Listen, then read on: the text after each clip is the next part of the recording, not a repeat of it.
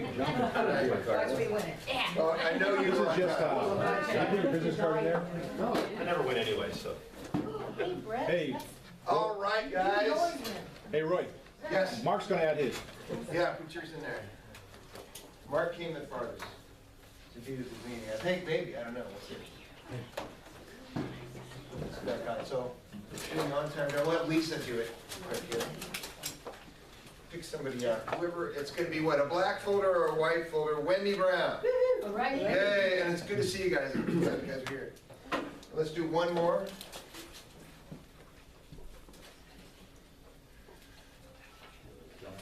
Joanne. All right. Black. Black folder. Black one and white or black? Oh, white. White, okay. A white folder and a black folder. All right. So we're collecting tons of money on this right here. We're up to $100 now. So leave your phones on, and Sue is going to call each and every one of you during the meeting. Oh, that wasn't even supposed to be in there. So before we get going, there's someone here. Actually, Eileen, why don't you talk first, because I know you have someplace you need to be. Well, Come on. want me to go first? Yeah. Well, actually, why don't I be after Okay. an introduction? Lisa, come on up here. Right here? Yeah, you can see that, that's fine. I don't know if you want to come on. Why don't you introduce yourself and tell everybody a little bit about yourself. Okay. Lisa is going to be our new transaction coordinator here in the West office. We're really excited about this. Hi, my name is Lisa Hirshorn, and I've been in real estate services for over 7 years, predominantly commercial real estate, transaction coordinator, and landlord representation, etc., tenant. I specialized in coding, zoning amendments, and working with the cities. So if you ever need help asking questions, do you know anybody in the city kind of thing, let me know. But I'm very excited to be here and be your TC. I'd love to participate in your deals. Please come and see me, and I look forward to working with each and every one of you. Thank you. Awesome, thank you. Also wanted to mention, she's bilingual. She speaks 5 languages. Well, that would be Quintilingual. English being one of them, of course, Spanish, Arabic, and Hebrew. Yiddish, but that's not used anymore. So if you have any Arabic speaking or Farsi speaking clients, let me know. Hebrew, we don't get that a lot around here. Spanish, most definitely. Thank you. Awesome. Thanks. Now, I didn't even know that. I forgot to mention it to you guys.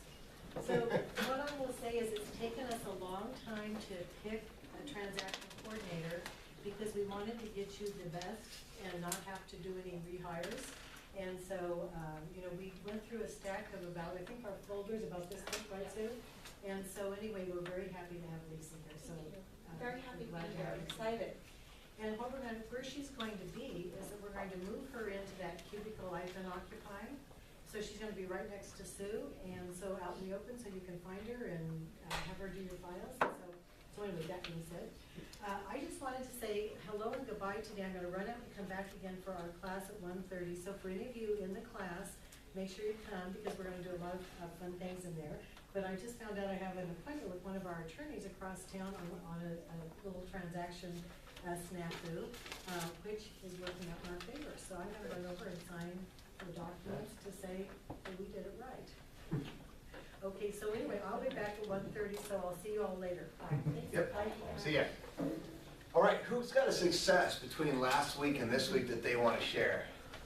I know, okay, I know you have one. I was expecting to hear Redwood, one. West Road and Redwood Valley, but they get closed on Friday. Woo! Congratulations. Tell us about that deal a little bit. That was a tough deal. Yeah, it was a big deal though, too. Big deal, What was the price on it? Yeah. 1.8, listed at 1.8, offer came in over, but after reports negotiated back to 1.8. Out-of-state seller made it a little difficult. Mhm. Got down to the wire and the title company courier lost the transfer deed. Oh, my God. And moved the recording off, and my seller was in Europe, so we had to wait for her to return to the country to get another one for extra and get it executed. And who was on the other side of that deal, John? And Yarrow Yarrow was was on the other side of the deal. deal. Yeah, So it was an in-house deal. Nice, very nice. yeah, awesome, way to go on that. Feels good to get it closed, huh? And the relationship with the clients, happy, everything's good? Yeah, she's awesome. Excellent. That's fantastic. Way to go on that, because when you have those kind of challenges as a listing agent where the title company that you might have recommended Right. loses this stuff and, you know, kind of puts your relationship on the hot seat sometimes. Yeah, her last email to me was, "You demand, Nice. Love it. you demand." That's fantastic. Feels good, huh? Who So it else should be a has- good profit share month because you got 3.6 million just out of this guy. Oh, it will be a good profit share month. The last two in a row have been really good profit share months, and July's looking good, yeah? We're at the 14th. July's looking good, yes, it's not looking like a record breaker. Last month was our record, is our new standard. But it looks pretty good, yeah. We'll Yeah. definitely be profitable, that's for sure.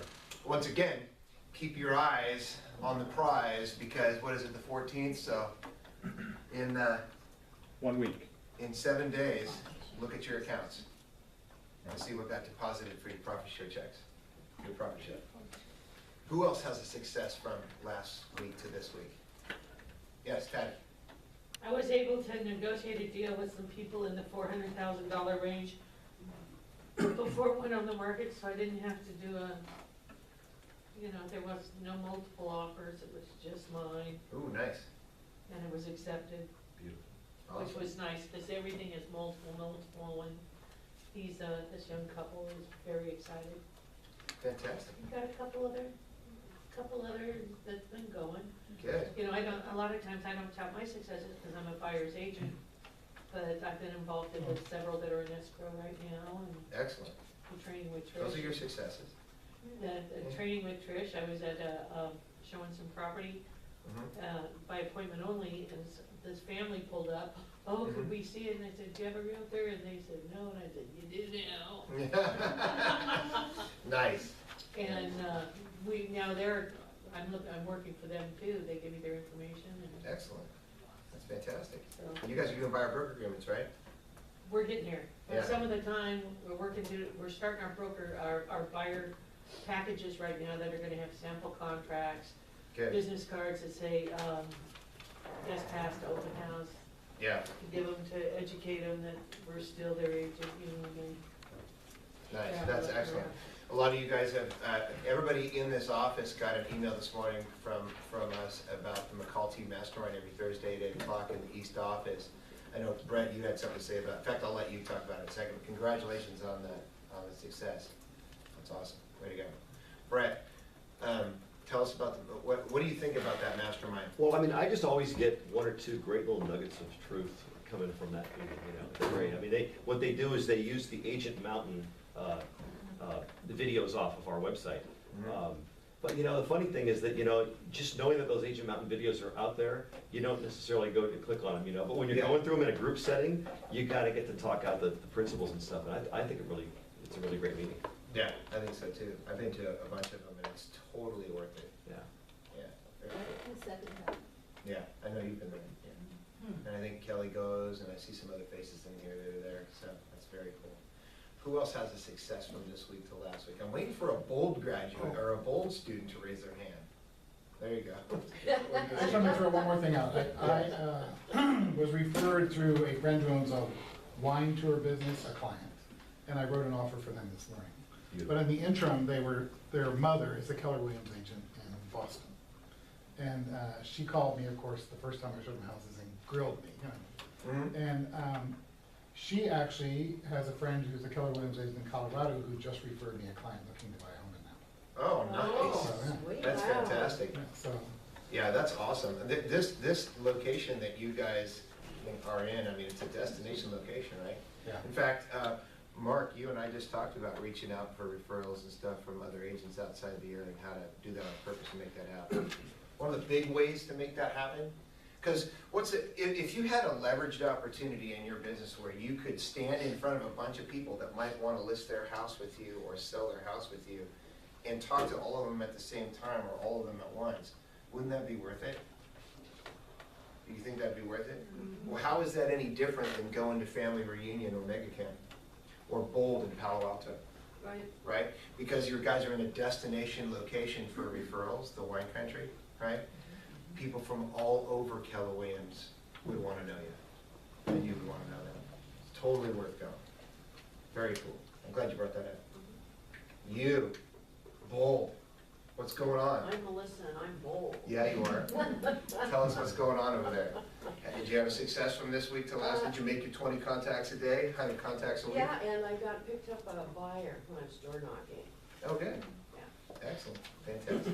Way to go. Already owns a home, can afford to buy another one. Yeah, Out of the country. fantastic.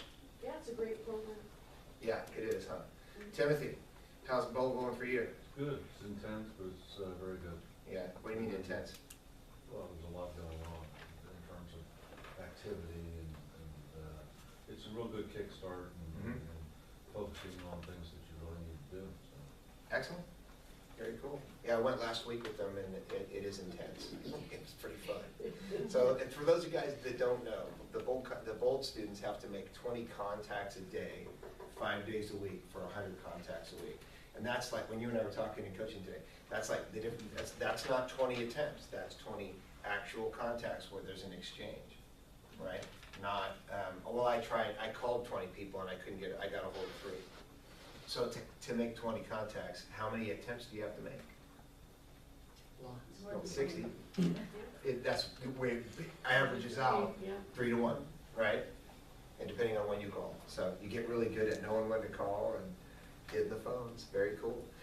Rick Warner he's in Bold as well. He's in the Petaluma office. He just read a book. You guys should write this down. There's a book out there called Go for No. I've mentioned it several times, and finally Rick was like, "What's that book you mentioned?" And I sent it to him, and he read it in like a weekend. It's a quick read, and he like lost his mind after he read it and was texting me and calling me. He wants to do a book study thing on it down in Petaluma. Definitely read this book, and someone of you after you read it is probably going to come to me and say, "Hey, I'd love to like lead a group class on this concept." Go for no. That's all I'm going to say. Read the book. You guys will take it. Who else has a success from last week to this week that they want to share? All right, so hows and wants. And what we really mean by hows and wants is who has a listing. In this kind of a market where there's not enough listings and way too many buyers, who has a listing coming that's not currently on the market that they want to share with everybody? Sean. A JC bungalow, 2-bedroom, 1 bath. Not really the JC bungalow, but it's in Southwest, right next to Old Auto Road. Extensively remodeled, 1,100 square feet, 330 is the price. If you have somebody, we can set private showing. It's a pocket for it right now because he wants to make sure that he can get 330 and add pictures. So 2-bedroom, 1 bath, 5,000 square foot lot, recent new roof, all that other good stuff. When was it built? 50s, I believe. It's not over on the Turk and all that area. It's over closer to, you know where the palm reading store is on Santa Rosa Avenue? Go there all the time. Yeah, it's close to there. Cool. Who else has something coming that's not currently on the market that they want to share with everybody? Isaiah. Just going on today is a condo in the Vallejo condo complex, and this one is tricked out. It's really sweet. Contemporary colors, lots of greens and browns, and laminate floors, and cove ceiling with recessed lighting. It's just really, it's like walking into the Pottery Barn. It's very, very nice. Coming on the market today, or tomorrow. Coming on tomorrow at 2:32. We're doing a broker's open. Awesome. They're 1,086 square feet, and they each have a covered carport space plus this other parking spaces in the parking lot. They have a pool there. My client has a garden on the outside of the patio with vegetables growing. I mean, it's a very nice place to live, and it's a very nice condo. It's tenant occupied, so it takes in place. Awesome. Very cool. Does anybody else have something coming? Sean? Just came on the market today, 264 Banyan, 1,384 square feet, new paint, new landscaping, new redwood deck, 3-bedroom, 2-bath, right off of Hopper. 385 is the asking price. It'll be on broker's tour tomorrow, and it's on the market as of like 5 minutes ago. Awesome. What is it on here? A Banyan? Ben. Who else has a listing coming that's not currently on the market then?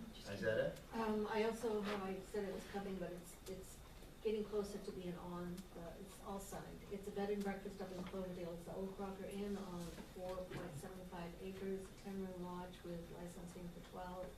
It's quite beautiful, and I have pictures. It's on the market for $2,495,000. Cool.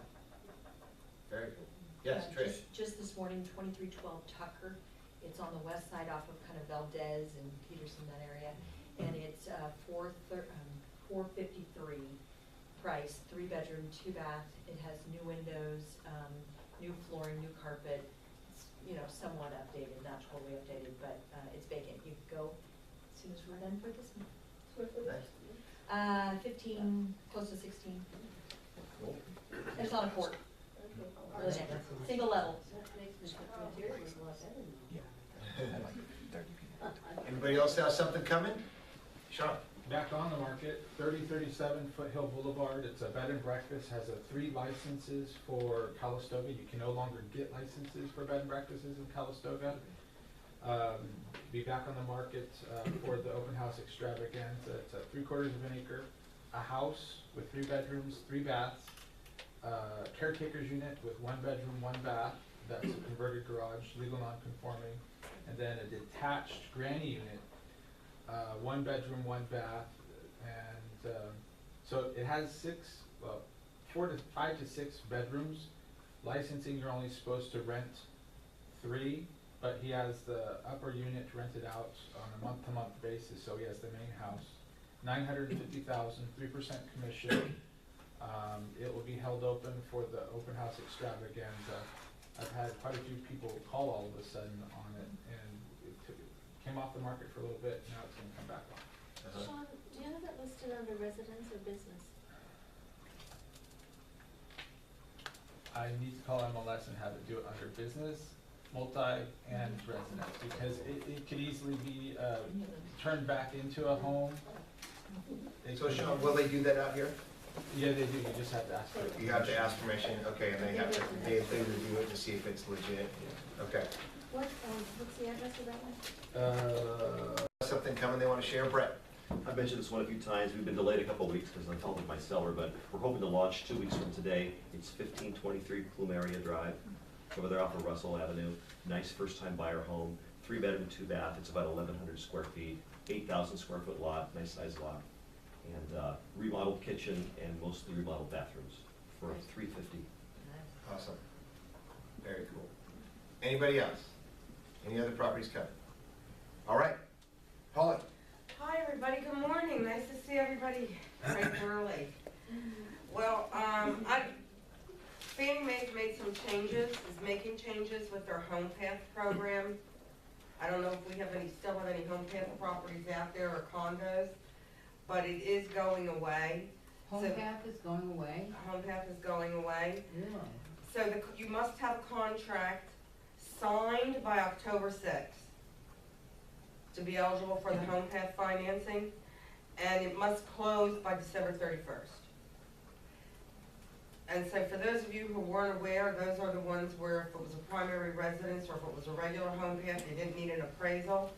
The big benefit of it was with respect to those Home Path condos, because they didn't do a condo review, so it didn't matter what the percentage of owner versus non-owner or litigation or not, delinquencies on the HOA dues.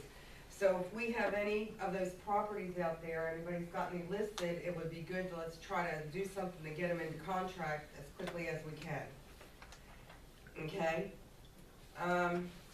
We're having a real webinar, seminar, you know, a couple of you have been here where I hook up the computer, and they're having a top agent, and it's probably a Keller Williams agent, talking about how to build a team. And it's going to be Wednesday, July 24th at 11 o'clock. Are you guys interested in me setting it up in here and bringing in lunch? I'll ask Susan to send out the invitation, and then if you could RSVP, we could see if we could get a group together and listen to it together. Yeah, do that. We'll send it out to everybody. Those of us who have listened to them in the past, we found them very, very informative.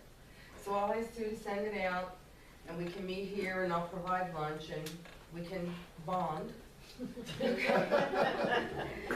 Awesome. Anybody have any questions about anything I can help you guys with? All right, thanks, Polly. Thanks. What's up, you guys? It's quiet in here. Yeah, it's quiet. Is it a funky meeting today? I think everybody's tired. You guys all have a big weekend? Yeah, I was at Target too. Oh, so, okay, so you can't even hear right now. No, I can hear. I was I'm just trying to physically. It's hard to hold. I'm tired a little bit from last weekend. I had a big weekend. We went up. My success was it was my 6-year anniversary with Tina, my better half. Yeah, thank you. So yeah, we went on. Thank you very much. Let's talk about the calendar really quick, and then I'm really excited about this month or this week's broker risk management tip, because I ran into it already right before this came out from Bill Jensen. So today, sales meeting, bold download work that we're going to do at the end of the sales meeting today.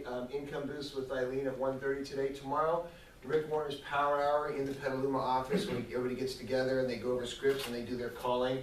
They at 8:30 they meet. Really at 8:45 they meet. By 9 o'clock they're on the phones. They do the scripts and stuff from 8:45 to 9. Petaluma sales meeting at 11. And then Bold download over there. Then all the people from Bold are going to go to Palo Alto on the 16th, or this coming Wednesday. And then I think it's next Wednesday, it skips a week, right?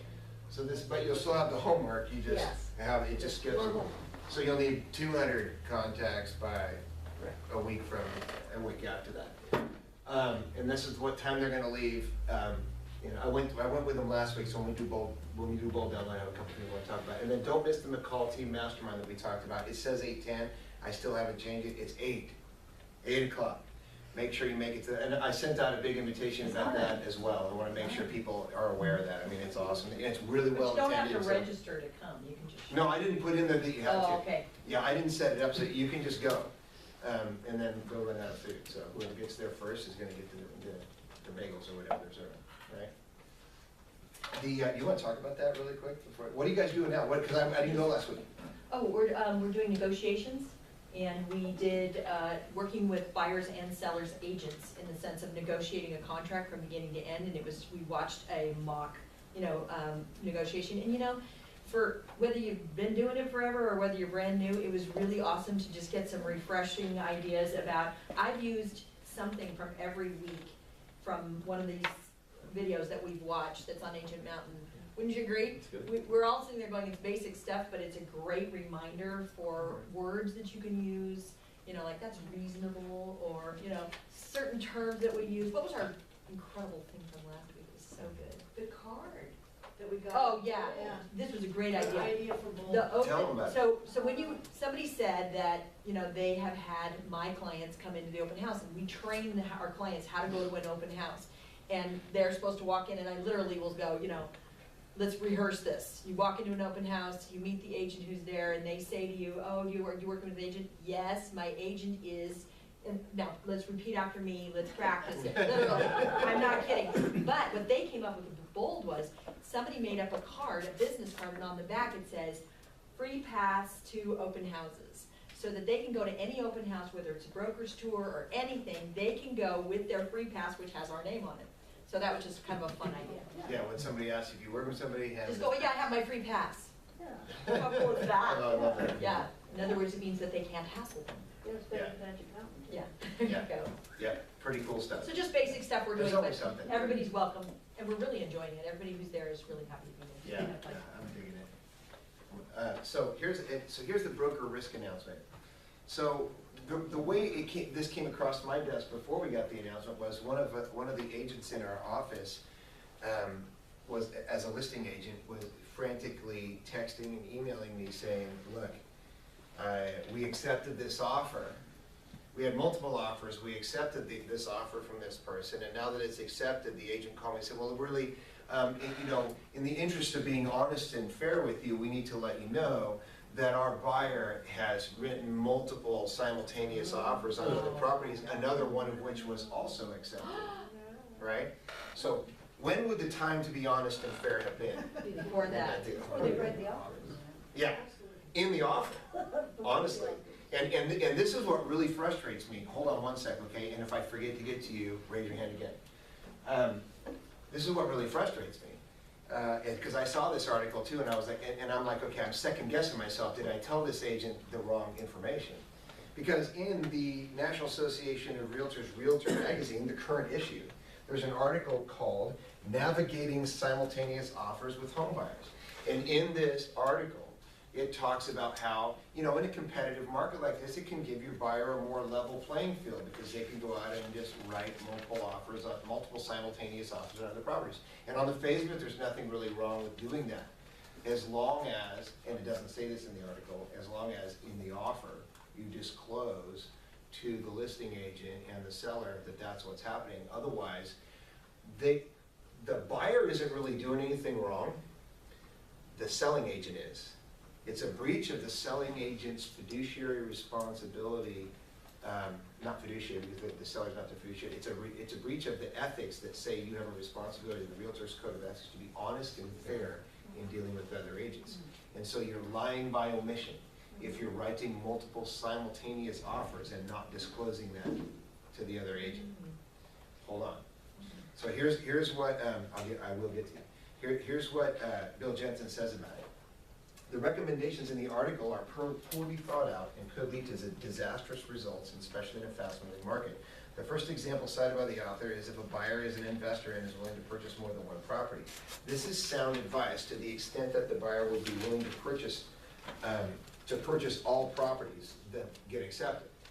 And if they have the means to do that, there's nothing wrong with that. There's nothing at all wrong with that. You don't even need to disclose that you're writing multiple simultaneous offers on other properties if your buyer intends to and is willing to close on all of them, if he were to get them all. Let's see, however, the article then goes on to promote writing more than one offer at the same time for a home buyer who will only purchase one home. This is stated to be a strategic benefit for a buyer in a competitive market who is willing to purchase any one of the homes for which an offer is presented. The theory stated is that when the first offer is accepted, the buyer then merely cancels all the other offers. What's the problem with that? Canceling an offer is no big deal, right? What's their intent, their intent is, I would question their intent. Well, canceling an offer before it's accepted, really not a big deal. You rescind an offer verbally before they've communicated acceptance. You just call them, say, hey, John, this is that offer I sent over, forget about it, they're out. Gives you a bad reputation. Oh, yeah, absolutely, but I'm just saying, yeah. After a while, John goes, yeah, another offer from Merlino. I don't think so. But is it plausible? In fact, is it even likely a lot of times that if you're writing 3 or 4 offers that more than one could get accepted at the same time? Yes. And that you could get communication of acceptance at the same time or close to the same time? So then this is what he's saying. He said, theory is one thing, practice is another. In the real estate market, at least in California, is a fast-paced and frenetic market with limited inventory and competitive multiple offers. Buyers are taking any advantage they can. Combine that with the electronic transmission of contract documents, which are delivered to the recipient's email inbox in a blink, and it's clear that a buyer's agent could find 2 accepted contracts in his or her email inbox before the second offer is canceled. Now, the buyer has 2 ratified contracts when he or she will only buy one. It is a foolish buyer's agent who would cancel their buyer, and this is what the problem is, because this is what's really going on. It is a foolish buyer's agent, and I don't think anybody in here is doing this, who would cancel their buyer to come up with some bogus reason for not removing a contingency and cancel one of the offers. You know what I mean? Because what these agents really are doing, what this agent was doing when she called and said, well, we really need to let you know that we've had more than one of our offers accepted, and by the way, we're writing multiple simultaneous offers, and my client's really not sure yet which one he's gonna close. Right there, there's damages. Right there, she just walked her client right into a potential legal situation with the seller that the seller would win. The other part of it that's a problem is, what do you think, like this is within like 3 or 4 hours of it getting accepted, how much earnest money do you think is actually at the title company at that point? Zero. So, also, who's also potentially gonna get in trouble?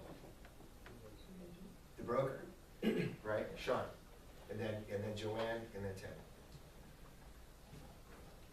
2 things. As a listing agent, Be nice. we figure it out. We figure it out very quickly, and if other agents are talking, which we all do, tell a friend, telephone, tell a realtor, we're gonna find out quicker than you could ever imagine who's writing multiple offers, and you'll be blackballed from ever having real consideration for my listings. And I'll tell my seller that. I have no problem doing that. number one. Number two, if they need to write multiple offers, they're not serious enough, and you shouldn't be representing them unless they're willing to put it in the contract that you're writing multiple offers, plain and simple. Yeah, It's and not- even then you should question whether you. It's not worth your integrity, because then I will never look at your offer again. Well, it's also, you're gonna get brought up in front of pro standards if it gets down the road on these offers, because it is a breach of ethics with the Board of Realtors, for sure. To not disclose it. Hold on one second, you're next, after Joanne and Tim.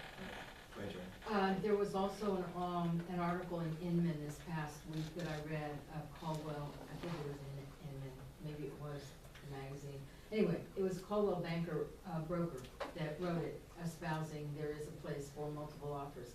So, in that article, he did say, you disclose it in the offer.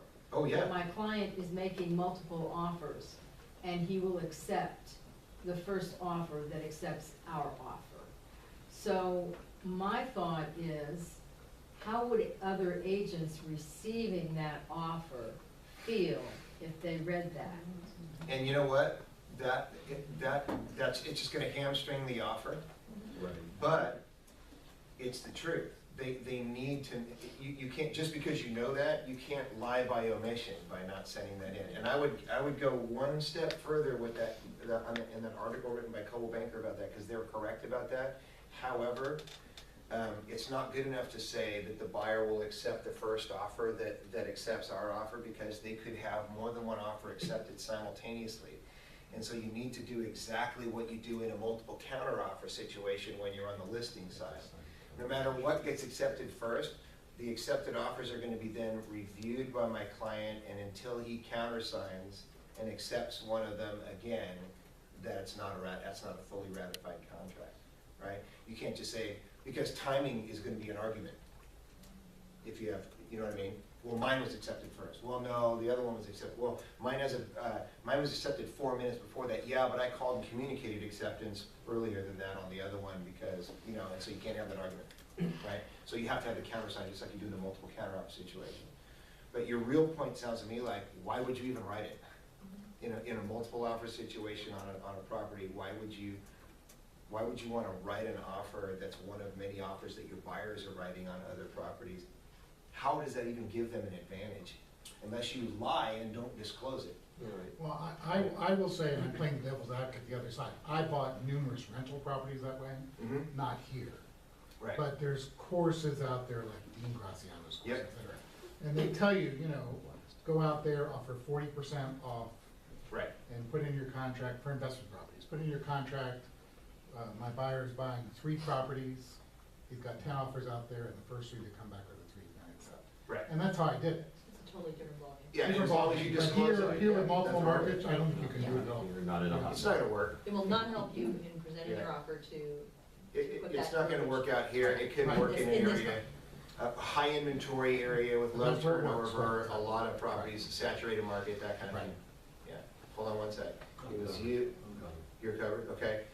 Really quick. Yes, I would question, I have had buyers ask me to write multiple offers, and I told them I won't do it. Because my thought is in their intent. You know, if you're intending to buy the property, this is the property you're intending to buy. And unless you actually put it in the offer, which again would be a stupid thing to do, I would, I just tell them, I said point blankly, no. If you wanna buy this property, let's try for it. If we don't get this one, we'll try for another one. Yeah. That's the way I do it. I'm sure I probably lost clients over that. And with the short sales, people dropping their offers because while they're waiting for the acceptance letter to come on the short sale, they find another house and then they cancel without a good reason. And I always try to avoid, if I think I have an agent that's gonna do that to me, I won't even, take them down that road. So that's along the lines of what Sean is saying too, with the short sales, is that Short sales are a whole different. It's a whole They different are- Right, story. they are- Because it's a longer time frame. And not only that, but Yeah. you're not fully ratified. Yeah, Until yeah, the you're bank not, approves it. yeah, and before approval, you basically, there's no consequences to walking, Correct. Yeah. but, except with the bids, but Yeah, there's that's no. why I want someone to start Well, the process. Yeah. If, I've sold the heck out of, when you do write multiple offer and you're willing to tell, you should tell. And if you have a compelling case and you have a good reputation because you're not kind of work in the gray area, the listing agent will accept it if there's 2 week offers. And, but you have to call them up and say, You gotta be honest. hey, this is what's happening, versus, oh, let me shoot off the offer and hope he doesn't ask. That's, Yeah.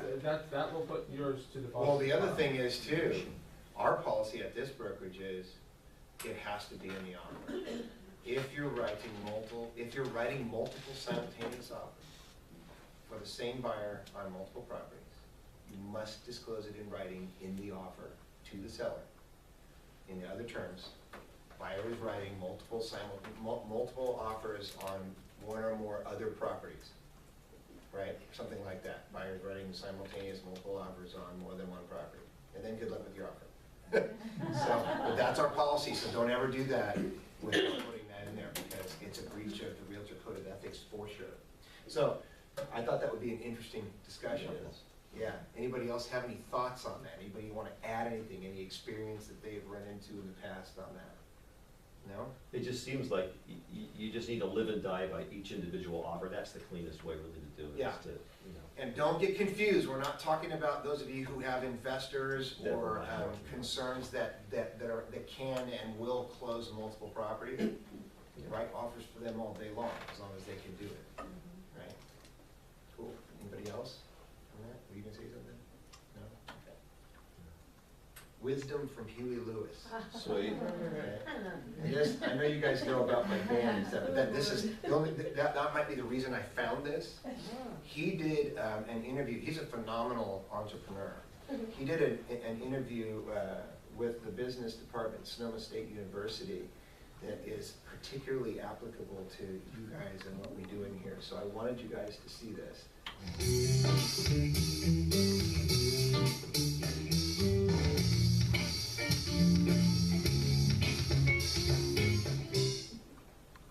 Welcome to another segment of The Entrepreneurial Educator. We're here in San Rafael, California, at the studios of Huey Lewis and the News. We are really excited to have Huey Lewis with us today. Welcome, Huey. Thanks. Yeah. So, you know, Huey, when the words Huey Lewis and the News roll off my tongue, first and foremost, I think of Capicola. All local boys. Yep. I think of the news that you guys have created over the course of 3.5 decades of stardom and celebrity and making good music. And not necessarily in that order. No, definitely not in that order. I also think of some of the things that are a little more understated, a little bit more underpublicized related to you and some of the endeavors that you've been involved in. You are a philanthropist, you are a sportsman, you are a Hollywood actor, you are a Broadway actor, a whole host of things. And underneath it all, you're entrepreneurial. And frankly, one of the things that we're trying to get across to our lifelong learners is this concept of entrepreneurialism and some of the things. Tell us a little bit about that, about what makes you tick, and some of the cool things that you're working on currently. You know, it's interesting because I don't think of myself as an entrepreneur ever, even though, you know, I suppose I am in terms of the definition. But it was never about being an entrepreneur for me. You know, it's a foreign concept. I only knew what the word meant, you know, recently, or not that recently, but you know what I mean. But so for me, it was always, and my advice is always the same to everybody, which is find something that you just love to do. And if you love to do it, you'll do it a lot. And if you do it a lot, you'll be really good at it. And if you're good at it, you will be successful. And I don't care what it is, if it's hang gliding, you might not be the best hang glider in the world, but there's a million ways to be involved in hang gliding. There's a, you know, and success after all is not just economic success, but being happy with what you're doing. So really that's the key. And that's what I did. You know, I decided, I went to prep school in New Jersey, then I went to college at Cornell for 5 minutes over a 2-year period, but I had already discovered the harmonica, and I decided I wanted to be a harmonica player. And now today I have all these, you know, we have a company and we have all this stuff and all these people, and I have a family and I have obligations, but I might not have had any of that had I not been successful. But I would still be happy being a harmonica player playing down at the local club, because that's what I love to do. You know? Well, and none of the audience might not know this, but you didn't hit it overnight. Right. I mean, you worked hard. I think you were, hit celebrity late 20s, early 30s. Tell us some of this. So you guys can watch the rest of that if you want to, but the key piece of it was already stated. Who knows what, what's that? Yeah, what did he say? Yeah, exactly, do what makes you happy, be passionate. Do what you love. Do what you love. How many of you guys, when you got into real estate, you were more excited about the business when you got into it than you are now? Raise your hand. No? You're still excited about it? Good. Mark, you were, right? Yeah. I went through times in my business where I was. I had a dream when I got in, and I was like, oh man, I'm gonna hit it, and then I get into the business, and I did get some of it, and I didn't get some of what else I wanted, and sometimes I could raise my hand for that, and sometimes I couldn't, right? What he said in there was, find something you love to do, and if you love to do it, what? You'll do more of it. You'll do it a lot, and if you do it a lot, You'll get good at you'll be it. really good at it, right? And if you're really good at it, you'll be successful. So I think the challenge is with any business, with anything in your life, is to tie your passion to it. What are you passionate about? What do you love to do? What do you love? What would you, if money were no object, if you were worth $100 million, if money were no object, what would you do? What would you do with your life? What would you do with your time? What would be important to you? Who would you give to? Who would you help? Find something if you get tied into that kind of passion, you can bring that to your business. You can totally bring that to your business. Music is a passion of mine. I love playing, and I've done it professionally since I was a kid. It's not my job, and I'm very passionate about my job, about bringing value to others. I love doing that. But do you know that I found a way to tie my music into my job? I brought that passion. Do you know one of the biggest recruiting tools for me in Yuba City was my band? We would play, I would invite people who were in my database to come to the show. They would come out, have a beer, and talk, and then we'd have something else to talk about besides me trying to get you to come to Keller Williams, right? So it's kind of like, it softens the sales situation, right? So it's another way to tie passion. When I was selling in real estate, what I really loved was coaching and training. And I loved bringing value to somebody and watching them use it and take off, and their business would take off. Right? And so it changed my whole focus in my business. What about you guys? Who in here can think of, like, when you think of bringing your passion to your business, you and I talked, Mark, a lot about you being up there in Lake County and stuff, and just, you're right now at a time where you're deciding what you're gonna do next, right? How much of that is about what you're passionate about? All of it. Yeah. Have you guys thought about that? You know, they always talk about what's your big why, right? And your big why, really, we talked about this, we played this video in Petaluma last week, we didn't have a chance to do it here last week, so I want you guys to see it. Because what the discussion started to be was about, what's your big why? And then we talked about, well, a real big why that's satisfying, that will drive your business, that'll drive your lead generation, that'll make you come into work when you don't really feel like coming in because you've already, you've been busting your you-know-what to make your 20 contacts a day, 5 days a week, and then somebody wants to see property on Sunday, and you've already had an open house on Saturday, and blah, blah, blah. If your why is big enough, it kind of helps you want to do it. Right. And a big hint on your why is a why that's big enough to drive your business and to drive your life and to drive true success is bigger than you, and it will outlive you. An example of that, a really great example of that I can think of in my life is my grandparents on my mom's side built a lot of wealth. And instead of just doing what a lot of people do, which is, okay, we have a trust, and then the parents, my parents get it, and then the grandkids get some and all that stuff, you know what they did? They bought, in 1974, they bought a lot on 5 acres in North Shore, Tahoe, and built a cabin up there, a family cabin, right?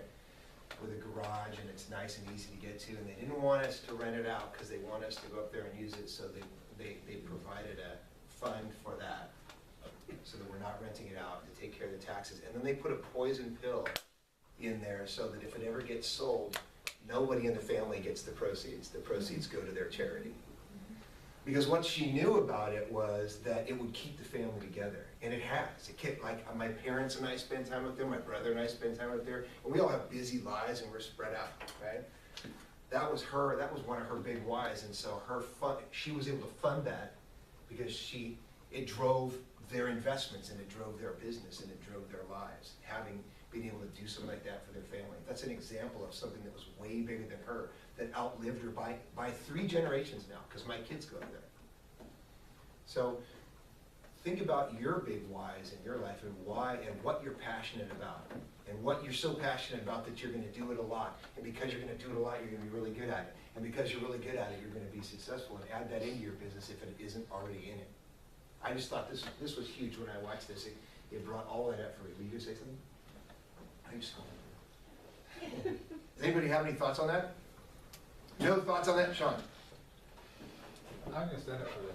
So, it took me 9 years to find my why, and it's right here.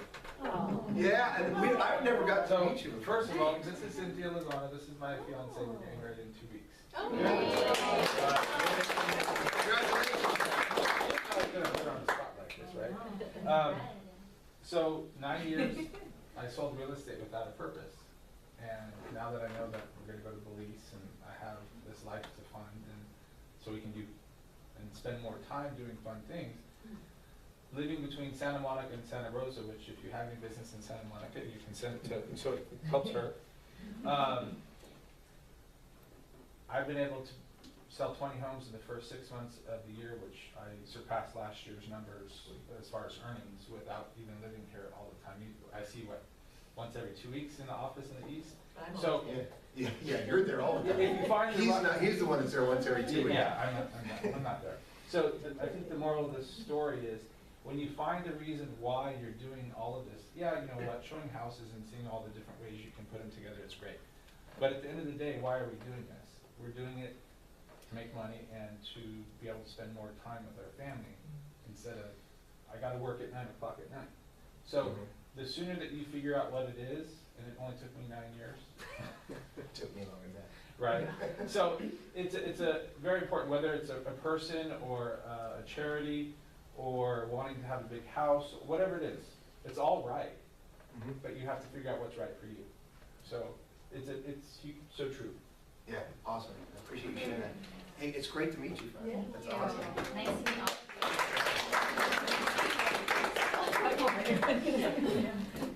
So 2 weeks. Awesome, fantastic. Where are you guys gonna get married? Hillsburg. Hillsburg? Awesome. Very blessed and beautiful. Fantastic. All right, let's talk about bold download. Timothy and Melissa, get up here. Come on, come on. I'm gonna put you on the spot. Come on up here. Come on up here. Oh, dear. And I'm gonna stand up here with you too, because I was there as well last week. No, I'm not gonna do all the talking. Sean was there too. Guarantee you that people get tired of hearing me talk. You were at Bold last week? No, in LA. Oh, you were in Bold in LA last week? Come on up here. Come on up here. So you're doing Bold? Nice. What was last week? What step was it for you guys down there? Last week, actually this last week, I was traveling, so I wasn't at that one, but I've been at all the Awesome. Let's start with you, and we're going to work this way. Last week or the last week you were at Bold, Sean, what was a big something you got out of it? What was a big aha? Something you would want to share with people you cared about? How coachable you are. When it comes to learning a script, you don't realize it, but we all have our own scripts. How you get up every morning and brush your teeth. You always do it with a certain hand, and these are little scripts you don't even know that you do. When it comes to scripts and learning how to talk to people and how to ask for the sale and how to figure out the type of personality they are, those scripts are put together, whether it's a Brian Buffini, Mike Ferry, Keller Williams. It's becoming coachable, and what I mean by coachable, I'm a Mike Ferry trained agent, and I was having a very difficult time being coachable with the new scripts. Whether or not they work, you're there to learn something new, right? So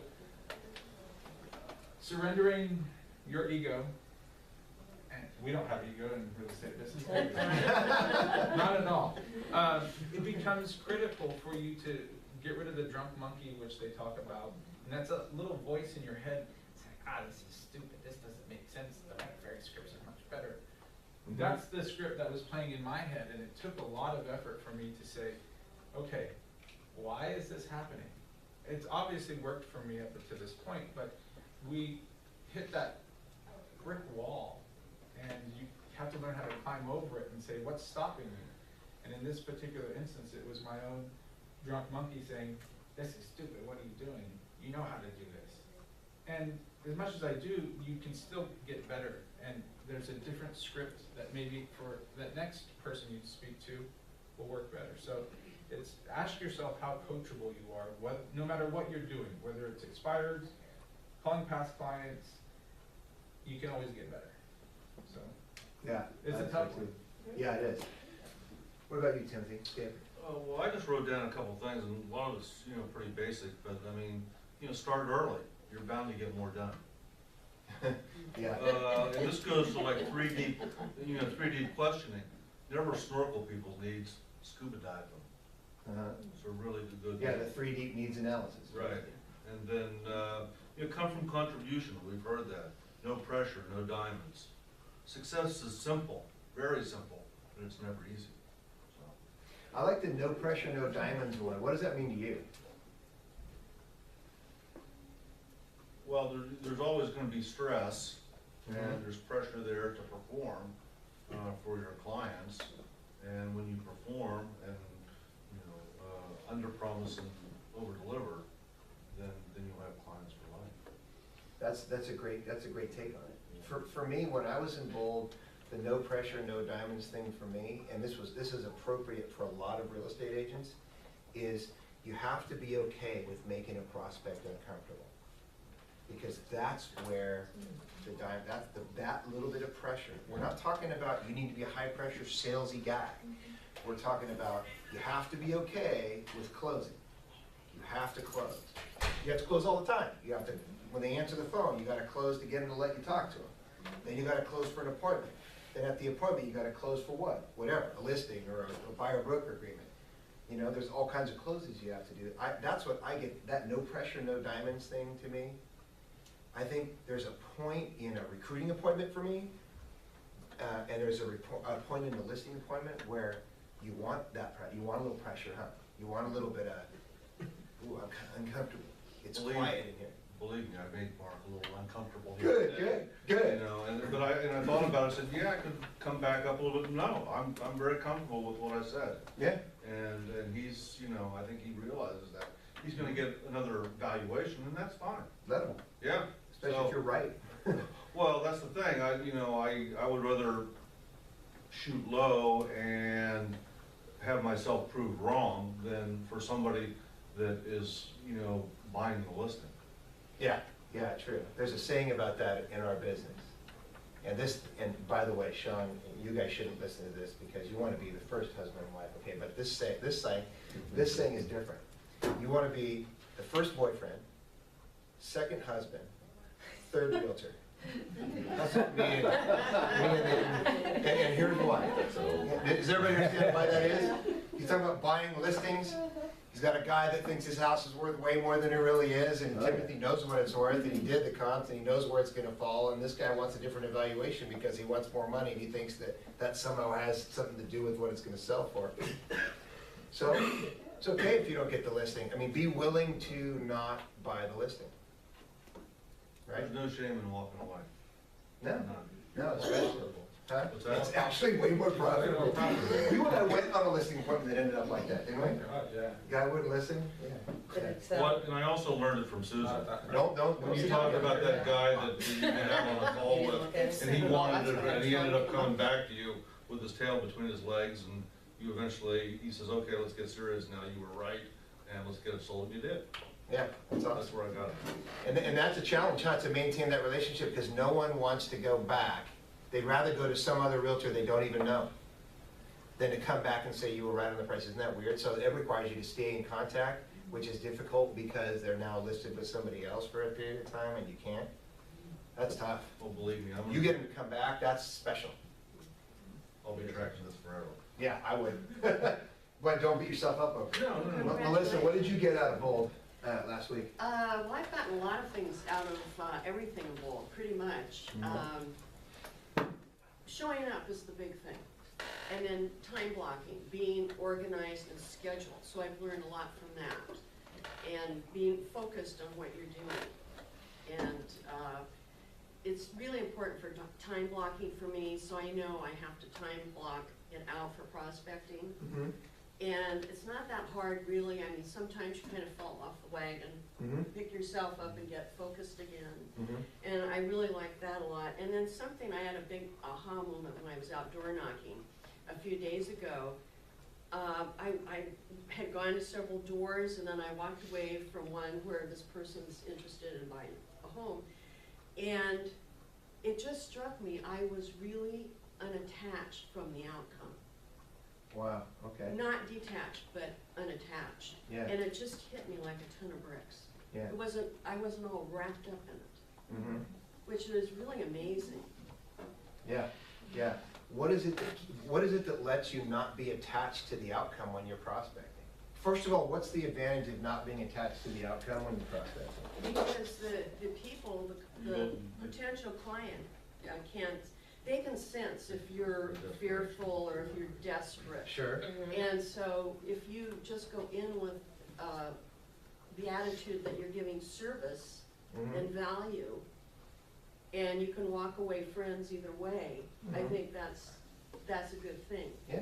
Because other people can sense when you're desperate or, you're overly aggressive and that sort of thing. Yeah. Yeah, awesome. Does anybody have any questions for them about Bold? Oh, thanks, you guys. Appreciate it. Last little thing here for the last 30 seconds. Don't forget Eileen's Income Boost class coming up right now. And my aha from Bold, I went with them last Wednesday. Interesting that my job is to make appointments and meet with agents, right, about coming to Keller Williams. And I walked out of Bold. I would step out a lot because I wasn't there to participate in Bold. But every time I walked out the door, it was making me want to like hammer the phones and call agents. And I made 5 recruiting appointments in the first half day that I was at Bold, just from being in that environment. And a recruiting appointment is no different than a listing appointment. It's the same as you guys going out and make 5 listing appointments. You know what I mean? It was really, the only difference is my leads, I know where all of them are. And I know all of their contact information because I just buy the list from the board, right? So I don't have to like generate the lead itself, but they're really not a lead when I call them. So the aha for me was just the environment. And you talked about being productive, and you talked about staying focused. I gave you guys at the beginning of this a book called Go for No that you guys should definitely read. There's one other book called The 4-Hour Workweek that you guys should read. And the thesis of that book, and they're both really quick reads. You guys will read those books in like a night. The 4-Hour Workweek it's a book about hyper focus. It's about why some people, even though they have the same 24 hours in a day that all of us do, get so much more done. And the truth of it is, it's because they do so much less. They do. The reason they get so much more done is because they do so much less. And what I mean by that is they don't have a 10-item list of priorities at the beginning of their day. They have a one thing that they're going to do. It's like when you guys go on vacation. Raise your hand if you've ever gone on vacation and the last 4 days before your vacation, you got more done than you did the 2 months before that, right? That is that. That's the. My coach made me stop working on Fridays. And this was when the market was really insane, 2005. And I argued with him. He said, okay, finally, look, you have to leave by noon on Fridays every Friday. And I didn't work on weekends. And I was way more productive. I just leave it at that. I was far more productive when I finally did that. I was hyper-focused on exactly what needed to get done so that I didn't have to come in Saturday to complete what I didn't get done on Friday. So Bold is about this. The One Thing book that Gary Keller and J. Pat Santa Rosa is about this. The 4-hour work week, it's about hyper-focus. It's about how to cut through the clutter that all of us have to cut through and really do the one thing that matters. Does anybody have anything they want to add to the meeting? Awesome. Thanks, guys.